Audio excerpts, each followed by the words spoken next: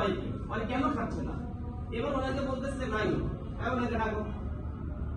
উজির গিয়ে ডাকলো, এই আমার যে আপনি আসেন। গিয়া কি বললো, না কথা কথা ওনাকে নিয়ে আসলো। ওনাকে নিয়ে এসে বললো আপনি তুমি খাচ্ছ না কেন।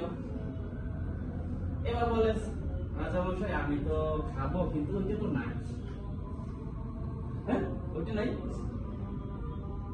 এই দেখো তো কি নাই, এটা খুঁজো। এবার ওদেরকে আবার বললো যে তোমরা কি করো, খুঁজে দেখো কি নাই।